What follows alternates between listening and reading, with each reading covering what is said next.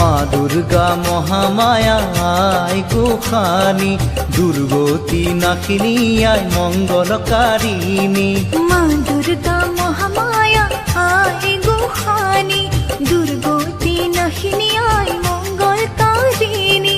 সুৰসী হৈ আয়ে শিৱ গৰিলে, আকাশৰ দেৱগণে পুষ্প বৰষিলে, আকাশৰ দেৱগণে পুষ্প বৰষিলে।